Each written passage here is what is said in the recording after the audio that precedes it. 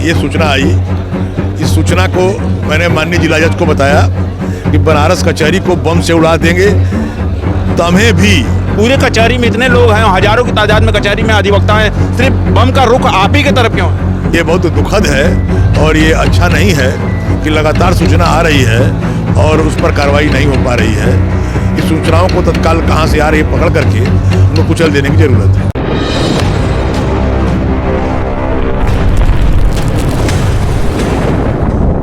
वाराणसी में आए दिन कचहरी में बम की सूचना को लेकर अधिवक्ताओं में थोड़ा सा भय व्याप्त है और अभी आज सुबह ही एक वरिष्ठ अधिवक्ता यानी कि श्रीनाथ त्रिपाठी जी के मोबाइल पर एक मैसेज आता है कि बम से उड़ा दिया जाएगा और साथ साथ तुमको भी उड़ा दिया जाएगा। तो आइए हम उन्हीं से बात करते हैं।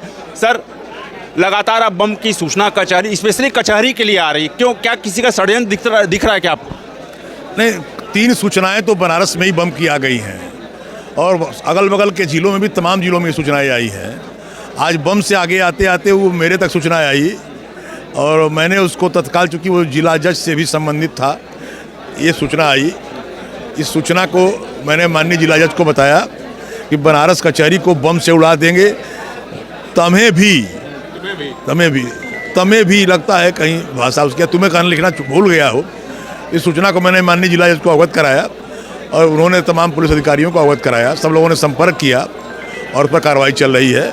ये बहुत दुखद है और ये अच्छा नहीं है कि लगातार सूचना आ रही है और उस पर कार्रवाई नहीं हो पा रही है। इस सूचनाओं को तत्काल कहां से आ रही है पकड़ करके उनको कुचल देने की ज़रूरत है। क्या वाराणसी पुलिस इन सूचनाओं को ट्रैक नहीं कर सकती है? वाराणसी क्या, ये तो प्रदेश का मामला हो गया एक तरह से। विभिन्न जिलों में सूचनाएं इस तरह की आई हैं, कई जिले खाली कराए गए कई बार और अब तक कोई मजबूत कार्रवाई नहीं हो पाई। मुझे लगता है कि पुलिस को भी अपने इस प्रकार के ज्ञान को, तकनीकी ज्ञान को बढ़ाना होगा और तकनीकी ज्ञान के एक्सपर्ट से संबंध करके पता करना होगा कि ये सब कैसे बनता है, कैसे आता है, ताकि ये सूचनाएं बंद हों और आना बंद हो तत्काल। सर, वो ठीक है, तमाम अलग अलग जिलों में अगर इस तरह की सूचना आ रही है, लेकिन इस बार जो सूचना आई और खासकर आपके तरफ ये रुक रहा है, पूरे कचहरी में इतने लोग हैं, हजारों की तादाद में कचहरी में अधिवक्ता हैं, सिर्फ बम का रुख आप ही की तरफ क्यों है? अब उसने समझा होगा कि मैं बार काउंसिल ऑफ इंडिया का इकलौता सदस्य हूँ बनारस में, यूपी को अकेले रिप्रेजेंट करता हूँ। उसने समझा होगा बार काउंसिल का चुनाव है, बार काउंसिल का चुनाव लड़ रहे हैं, इनके ऊपर ध्यान ज़्यादा है लोगों का, तो अधिक को प्रभावित करने के भाव से उन्होंने दिया होगा, जहाँ तक मैं समझता हूँ। और मुझे समझा होगा कि कचहरी में इनका प्रतिनिधित्व है तो इनको टारगेट किया जाए, यही समझ सकते हैं।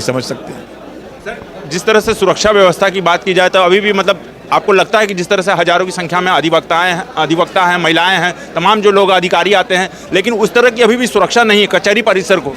नहीं, बताया गया तो यही गया कि वो सामान्य वेशभूषा में तमाम पुलिसकर्मी, तमाम एक्सपर्ट लगाए गए हैं और जल्दी ही कोई ऐसा परिणाम आएगा कि इन सूचनाओं के लिए पकड़ लिए जाएंगे लोग। ठीक है सर, आपको हमसे बात करने के लिए बहुत बहुत धन्यवाद।